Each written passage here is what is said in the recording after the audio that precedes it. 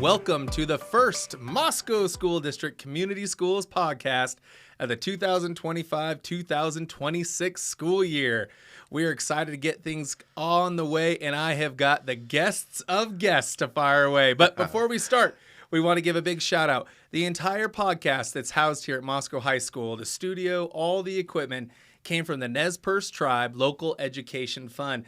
We can't say thanks enough for having this equipment because not only do we do these community school podcasts, but our students in speech class get to create their own podcasts, learn how to run a studio, and honestly teach all the adults how to do this the right way.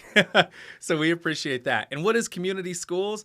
The School District Community School Program is a program where we partner with all kinds of outside agencies and community groups to make sure that we shore up any needs for our students so that everyone has an equal chance to do their best and have a great experience. We like to use this podcast to talk about programs, schools, and really anything fun and interesting in the Moscow area. Okay, enough of the introduction. Today, we've got it. We've got the big cheese, the boss in charge, the person on top. Ladies and gentlemen, let me introduce you to the Superintendent of Moscow School District, Mr. Shawn Tiegs. That's a great, thanks for the nice introduction, Brian. Happy to be here. Moscow really is, it's not just the pride of the North, it really is the gem of Idaho and a great place to be. That is awesome. I would love to have like a live audience right here to be shouting and screaming for you. Well, I've had the distinct privilege of getting to work very close with this gentleman for the last 2 years, and it's been amazing what he's done in his community. So we're going to talk a lot about the range of superintendent because your job it's huge. Yeah, it's a great job. It's a job in which you get to really see the whole district and have at least a touch on everything that's happening and impact every kid and every parent and all of the community. Job that I love. It's great. Well, we feel it. Yeah. So to start, your journey to leading our district has been unique. So can you share the story of how your path led you here and what keeps you passionate about your role? Yeah, I'll try and be fairly brief. I'm a Palouse boy originally. I was born kind of near Colfax on a small family farm. My dad got out of farming and went into education, and in order to do that, he came back to the University of Idaho. So my family moved here just before kindergarten. Kindergarten for me, and we spent 4 years here as he worked on his bachelor's degree. And I attended Lena Whitmore from K through 3 before we moved away for his first teaching job in Nez Perce. Grew up there. Nez Perce is such a wonderful place and great family and community. Have been very supportive to me and what I've become, but fell in love with this idea of teaching. And when I got a chance to come back there with my certificate and teach where my former science teacher was teaching, it was just the opportunity of a lifetime and kind of envisioned that I might stay a math and science teacher forever. But in 2013, 2014, I had an opportunity to serve as an Albert Einstein Distinguished Educator Fellow, and that took me back to D.C. and Washington, D.C., and put me at the table with really cool conversations with people that really were controlling the levers of power, from the Secretary of Education to senators and U.S. representatives. And it was kind of then during that experience, as I was working for a congressman, that I realized I wanted something different. I wanted to be at that table and talk about bigger education things, and not just, it's not just that, like I said, the classroom was my home, a place I always envisioned I'd stay forever, but wanted to be a part of that conversation. So came back on fire, and began to work immediately to become a high school principal, or really a K-12 principal. Served that very short time in Nez Perce, and then became, when the opportunity presented itself, the superintendent there. 5 years there. And then when Moscow came up, I will tell you, Moscow School District has long been on my list, probably since my days of Lena Whitmore, as a true gem in Idaho, as a great place to work, not only as a teacher, a great place to live as a parent, and just an overall great community. And so when that opportunity came up, I just jumped right away. As I'm just a little other bit about me and kind of my passion for schools and public education. As a father, I have 7 kids. All of them are engaged some way in public schools. My oldest is 21. My youngest is 3. I have students in elementary, middle school, high school, pre-elementary, and college, university. My oldest will graduate with a bachelor's degree this coming year. So the passion for me is making sure that every kid, each and every child, has an opportunity to be successful, and there is no better model in this world than public education, and public education in Moscow is top notch. So I'm thrilled. It's important to me that my kids have good experiences. It's important to me that every kid has a great experience in our schools. So I mean, that's what a background. And one of my favorite first memories of you is driving down the road to one of the schools, and I see you walking your daughter to Lena Whitmore Yes. to start her day, the same school that you were at. Yeah, And so to be so integrated with your family, I just think it's so critically important, right? Because your perspective is so much more than just our superintendent. And I feel a lot of times the decisions you make, you're putting your parent hat on. Yeah, it is so important. We have so many. I mean, it's nice to have that legitimate skin in the game. It really is, as a superintendent, and to know that it really matters. And we're not talking about, everybody's kid is the most important thing to them in their world. And so we're not talking, when we talk as an administrative team, when we talk about as teachers in their classrooms, like, these aren't just other people's kids. These are all of our kids, and we all want to wrap our hands around them and let them be successful. So it is really important. And when you have that, when you have that role and you have that experience as a parent, when you have the role and experience as a teacher, and we can tie all those things together, great things happen. Well said. Well, you've been busy. So the summer's been full of momentum. What are some of the most exciting projects, improvements, or milestones the district's tackled in these last few months? A lot of facilities work happens in the summer. Teachers, obviously, it's a long grind of a year, and you're working hard, and come like the first part of June, they're like cleaning up their rooms and getting out of there to go do other things, to work on their own professional development, to take a little bit of a break. But that really is when our operations team really ramps up, and we really go to work kind of preparing the school really on day one, like just out of the gates in June. There's no rest there. We go right to work, and that team really just starts cranking it out. The big project that I'd like to highlight in our district over the last 2 summers, really, we've been able to bring air conditioning into virtually every single classroom in the Moscow School District, and we've done it in an extremely cost-effective, taxpayer-responsible way. We've really found a low-cost solution that is long-term and high quality, and will create better learning environments for every student. So last year we started with the elementary project, which was to bring a full kind of complete package to McDonald Elementary, along with some other solutions to West Park and Lena. And then now this summer, it was the middle school and the main high school building will be fully air conditioned, which were really trouble spots. And so I strongly believe that's going to improve that learning environment for our kids, and super excited about it. Just other couple quick things. Lots of roofing projects around the district that we've worked on. We've been working on making sure that that we're being responsible stewards of, like, our bleachers at the Bear Den. And then some really cool upgrades, which I think maybe we'll talk about a little later too, around like our phone systems and our security systems for our students and staff to feel safe and secure in what we're doing. Times have changed in schools, and we need to adapt to those times. And then a big website redo too. So all of this stuff is happening in the background, and a great improvement in our ability to communicate with not just our parents, but the community as a whole.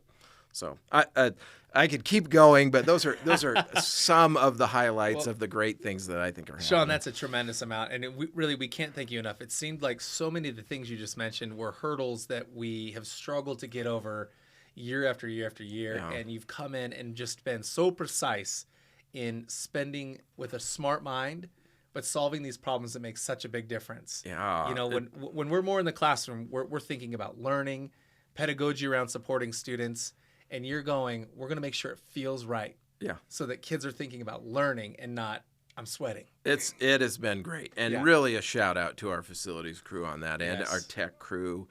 Everybody, like I said, day one in June, they're going to work, and they're still working. We're going to be working right up to the wire to make sure we've got great learning spaces for our kids.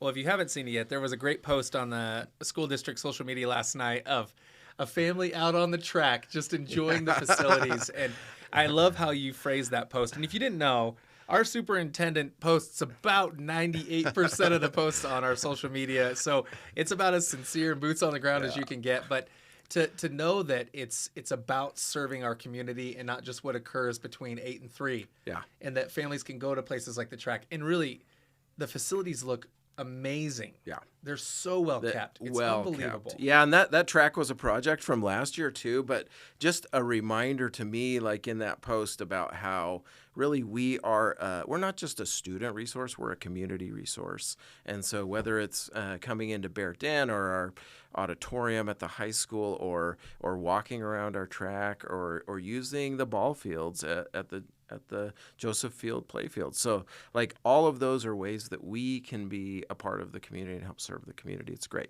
Oh, thank you. So the buzz is starting to buzz. The feelings are starting to feel, and it's coming.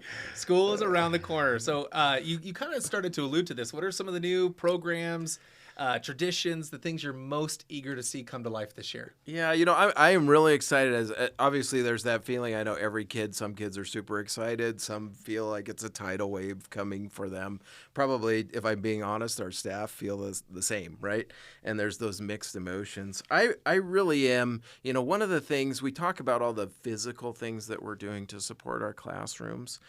This year, and it started a little bit in the previous year, we've developed a mission statement around empowering a vibrant and healthy school community through continuous growth and deeply connected relationships. So our focus this year is going to be on growth. We want a school district where students and educators and all of the Moscow community grow together in that culture of connection.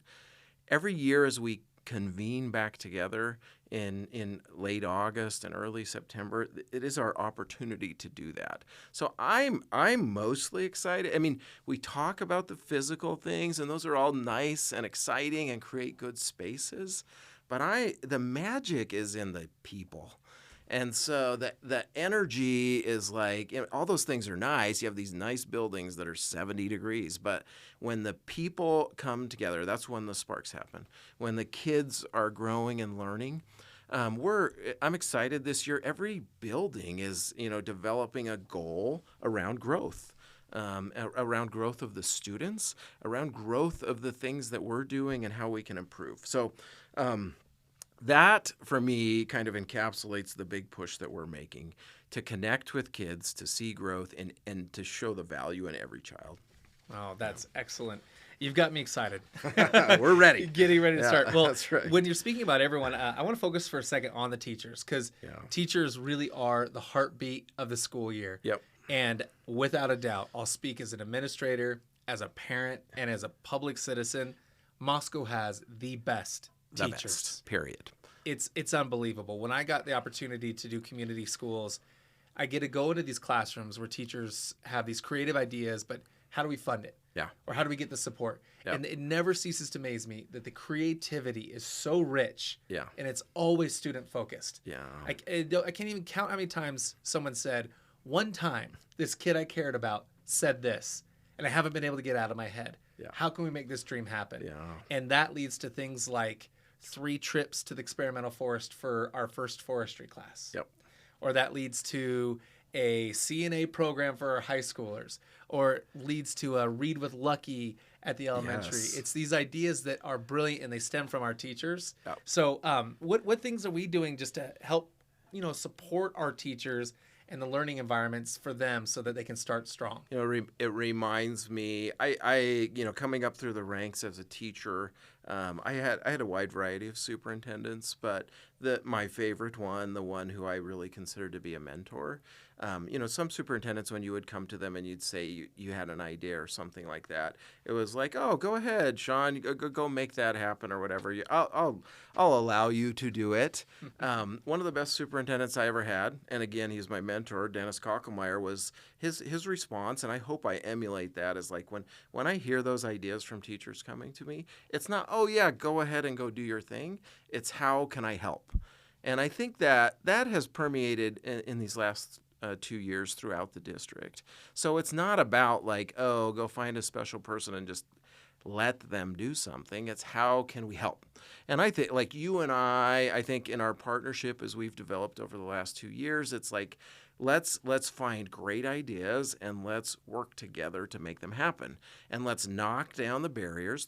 Just blow through the walls that are barriers, and make things happen. And so I want an environment with my teachers where that's the same thing. Like, hey, this is a pinch point. Hey, this is a struggle. Send me an email. Give me a call. Bust down my door. Like, whatever it takes. Let's go solve this problem together, and not just, well, you're right, go fix it, or just deal with it. It's how can we do that? I think as a teacher, I felt most valued when that happened, and I hope our teachers feel that too. In conjunction, I just think, it's very important for our teachers to know that our parents are on the same page too. They're a huge part of what we do, and I think our teachers do a great job of connecting with parents as well. It's good stuff. That is great stuff, and there never ceases to amaze me the walls that you're willing to break down. It's not a side of your job that gets publicized a lot, but there's often tape. Yeah. And sometimes the tape, we thought it was there and it wasn't. Yeah. Sometimes we didn't think there would be, and there's lots of tape. But the soldiering work that you do away from media and away from the day-to-day to open these doors doesn't often get highlighted. So I'll use this as an opportunity to say that when you're in Boise, or you're talking to legislators, or you're just talking to the community, you're always fighting for public schools. Yeah. And what we do here, it's felt, and it's showing in all corners. I love it, and I don't need to take all of the credit, because certainly, like, the lion's share of the work, it's the beauty of a system like this, is that we have so many smart people, so many people that care about kids, that it's many hands make that light work, and we can share this burden. But I am not going to be a barrier. And if I need to be the Kool-Aid guy running through the wall, then I'm going to do that too. So whatever it takes. With wearing your Red Bear shirt right now. Yeah. So many other people do the work, and so many other people, like, these aren't like my ideas. Like, it's other people's ideas, and then let's say, like, what can we do to make it happen? How can we help kids? Well, speaking of the kids, you just cannot beat Moscow kids, right? Oh, they're the best. They're the best from every age. It's an incredible community to have kids in. Yeah. We warm them up. We all take them in. But let's talk about that feeling. You said it earlier that there's probably some nerves. Yeah. Kids right now that see the countdowns coming. As a superintendent, what do you support, and how do you put into place things that make students feel connected, valued within our system? Yeah, this was easy for me coming in as a new superintendent at Moscow, because honestly, Brian, like, you know it too, that all of that was here before I came. We have buildings that care immensely about kids, and they've been caring about kids for a long, long time. We believe at the core of Moscow, this was not Shawn coming in and making some sort of like big correction or adjustment. It's one of the reasons why Moscow is so attractive to me, and having my kids in Moscow. We create an environment, and we believe to the core of our very being that every student is welcome here. Every building has goals around that building of connection with students, showing students their value. A couple of like highlight things that we're doing at the district level. And again, I'm not taking credit for this, because these things were in place before me. Is, in the Moscow School District, every building has a counselor, effectively full-time counselor available to students. That I mean, from coming from other places, that is not the norm. No. You're splitting counselors with elementaries. Sometimes you're trying to find time. You have high school counselors that are stretched beyond all capacity. This district has committed to that. Another area which we've seen great growth into under your leadership is the nursing program. Students have access to nurses, qualified, trained nurses in every building throughout the day, throughout the week. Those are really cool ways that parents and families can know that we are there to support kids. School's hard sometimes. Come to school's hard sometimes. I was a kid at times that struggled with coming to school, but we've as a whole in this Moscow community, in this Moscow school district, we've created a really powerful environment that's focused on kids and the value of every kid and knowing that all of them are welcome to be here. Oh, beautiful. I love it. So, our schools thrive when communities are involved. And I'm not just saying that because, that's my job to make sure. But what partnerships or collaborations this year are you most excited about seeing and their impact on students? There are so many things going on, so many great things. Over the last 2 years, it has been great for me to just see the number of relationships that we've built. And we're almost to the point now, Brian, with your work, and again, with the work of lots of others too. Like, it's not like the list is getting too long. Your sheet of paper with all the private partners, all the nonprofit partners. It's like, I could sit here and take up the whole podcast, like reading them. But it just continues to grow. And when people see that value, they see what's happening in our district, they want more of it. We were just talking about that before the podcast started, kind of off the air, just about how people want to buy in. And so, there's great things just on Facebook. We just saw this post about the church group that came in and redid a reading room in our hub, right? So they put in the work. It's not always about like the money, right? A partnership you and I were talking about last week with a WSU engineer who helps us to fix some of our equipment, right? A purchased washing machine here, just based off a newspaper article. A partnership this summer, if you missed out on these opportunities with your kids, with Schweitzer and Moscow Contemporary, and just great opportunities for kids that we've built. And I think we've done a really good job of not making it like just about us, but making sure that not only does every student feel welcome, but every business, every nonprofit, every entity out there that's wanting to do good things for kids. If you're wanting to do good things for kids, you're welcome. We want you here, and that's growing. So, when you ask about what one initiative, there's so many. And there's so many opportunities. And if you're a community member, like listening to this podcast, like reach out. Like we're ideas people. So if you have good ideas, we'll listen. We'll make it work, and we're going to do the right thing for kids. It's just even hard to think about not having partners now. How would it even work? No. Because there's so many. Yeah, it's absolutely amazing. And I just want to jump on that. We really, in the Moscow School District, we're trying to redefine what a partnership means. Because we get it. Historically, the school comes knocking on your door. You're thinking, here's a fundraiser. Yep. And it has been. We've done that for lots and lots of years all across the country. But we in Moscow are trying to make all of these mutually beneficial. Yeah. And to watch that work has really been probably the best gift of my work here. Yeah. To see that we have a partnership like with Bennett. Yes. Right? Yeah. And, we reach out. We need wood for our construction classes at the middle school level. You would never imagine how much it costs to maintain raw materials, right? Right. And so Bennett Lumber says, of course, bring the truck. We're going to fill a trailer with more wood than you could ever imagine having in a single school year. Yep. No questions asked. And they said, hey, while you're at it, how about you offer some tours? Yeah. So we start touring high school students that are interested in forestry in the lumber world. And then how my year ends is a phone call from a junior who calls and says, I got a job. Yeah.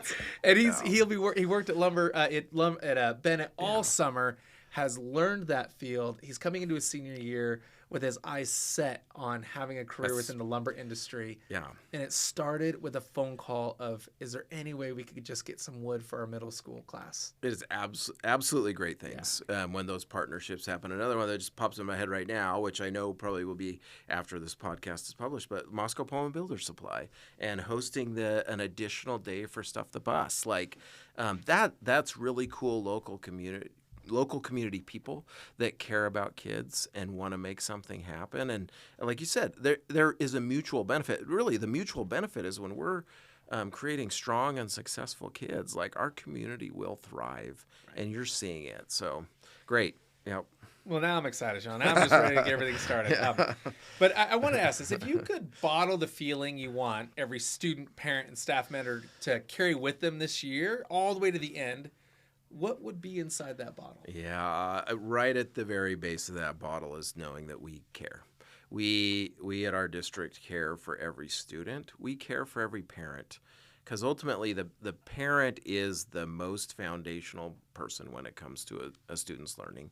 We have to recognize that as a school district, and we stand ready to serve as partners to you in that journey. But second to the parent is that classroom teacher and the work that they do. Your parent's the strongest. Right after that is the staff. But I want every parent, every student, every staff member to know that we care, to know that they're valued for who they are.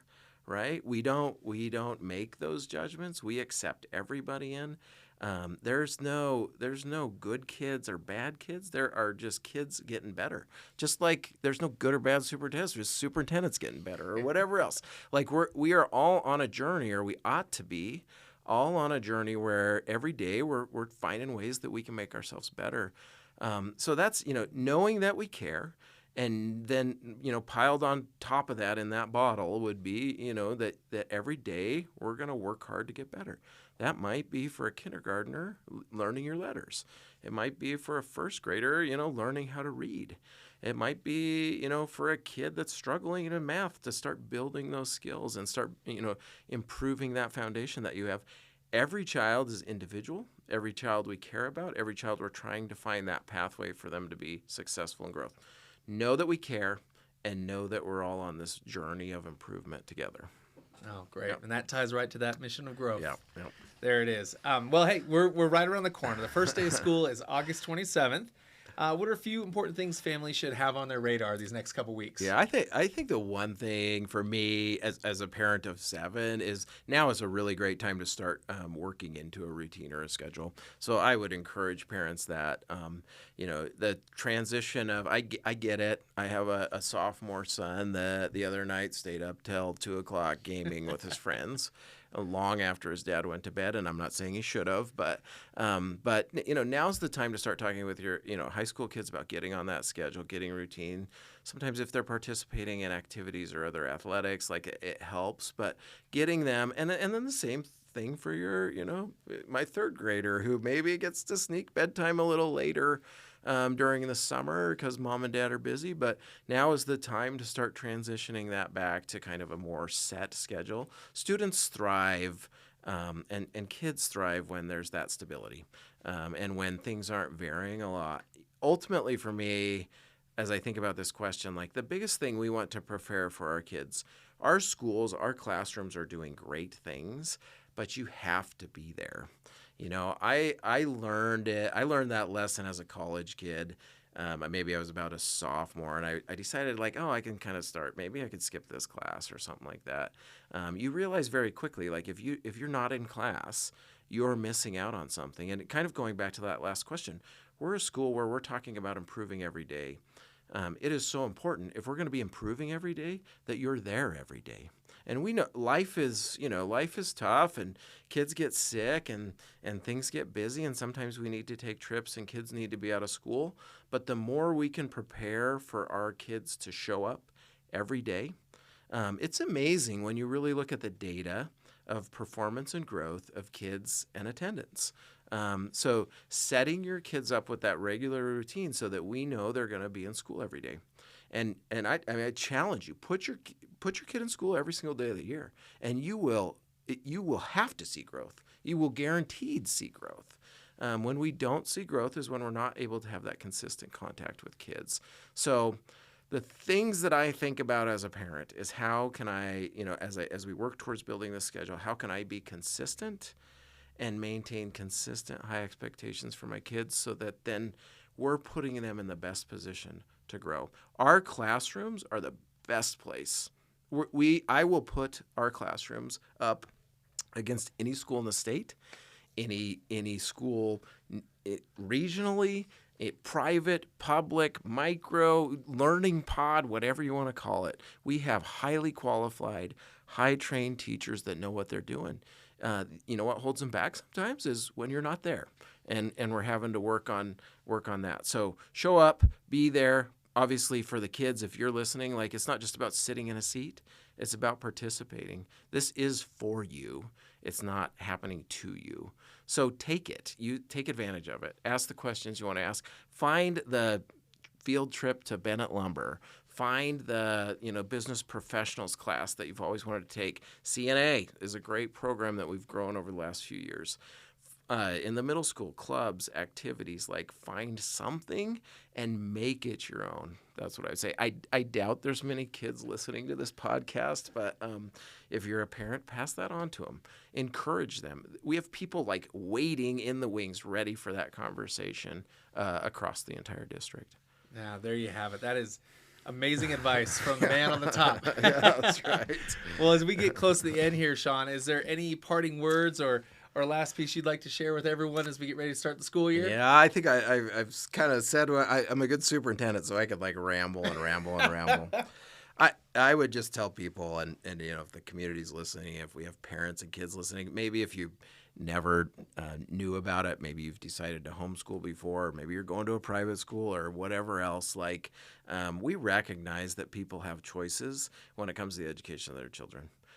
I care about my 7 children more than any other human beings in the world, right? And I put them in this Moscow School District because I know this is where they will thrive, and they have. In just 2 short years, they've thrived way more than I've thrived. This is a great place. So we recognize that you have choice. But I believe at the bottom of my heart, and I know at the bottom of my heart that we are the best choice. And we are growing. We have all of our elementary buildings are performing in the 90th percentile and above when it comes to schools on reading scores, on ISAT scores. We have one of the highest performing middle schools in the state overall. We don't see dipping math scores in our middle school. They're knocking it out of the park. They are doing great things. Everybody else across the state is seeing dips. We are not. We have a high-performing high school. 2 years ago, we had 5 National Merit Scholars in a single class. That's more than all of the rest of North Idaho combined. We are knocking it out of the park with our kids. And that I didn't even start to talk about the amazing things happening at Paradise Creek and the amazing things happening in our CTE. So wherever you're at on that path, we know you have a choice. Moscow School District is the best choice, and you will find success if you come here and engage with us. So if you're not feeling that path as a parent or as a student, I just encourage you to reach out. The superintendent can only do so much. The meat and potatoes, the boots on the ground, the people that are making it happen, it starts with your building administrator. So I just really encourage you as a parent, one, just keep an open channels of communication with your teachers. But if you're not feeling that connection, start with your building administrator. Go find them, and I guarantee you they will each work hard to get you plugged in and connected and successful. So, you're going to come here to the Moscow School District, best school district in the state. We call it the pride of the North. Lately I've been saying it's the gem of all of Idaho. But you're welcome here. We'd love to have you, and you're going to grow and thrive. Well, there you have it. You're superintendent of the Moscow School District. We are ready to see your children to start this off. August 27th. Make sure that if you've not heard from your school yet, because all schools have sent out messages, go ahead and call. Ask questions. Yep. They love questions. They want to know, when's back to school night? What supplies do we need to get, or where can we find them? And what supports are out there? You just have to ask. Yep. It's all everywhere. So, Shawn, thank you for everything you do for our community, for our school district. Yeah. We love having you here, your family here. One other plug I forgot to say. I had it on my notes. Make sure you follow our Facebook page. Great Things if you want to follow that. And then there is, whether you're a community member or a parent, I really did mean to hit on this at some point in our podcast, but we do have a new website to check out. That's www.msd281.org. Same address, but just a great refresh on it. And we have those built for each of your local schools as well. And then with that, search on the Google or Android App Store or Apple App Store for the Moscow School District app, MSD 281. It is a great new app. It's available to everybody. You don't have to be a parent. You can be a grandparent in New York. You could be a community member who no longer has kids in the school, and you can see the great things that are happening in our building. And if you're a parent, it even excels it even more for you to be able to engage. So I had forgotten to get that little plug in, but definitely go check out the app. Go check out our website and make sure you're feeling connected to our community. And on Facebook as well. Thanks, Brian. Yeah, there it is. All right. Thank you for tuning in to the Moscow School District Community School Podcast. We're going to keep these going at least once a month where we bring in teachers, community members, students. It's all kinds of things to learn about. And in fact, as the school year gets going, more and more kids start taking over this podcast. Yes. That's when it gets really good. So keep tuning in. Thank you for your support. And we will see you at the start of the 2025-26 school year.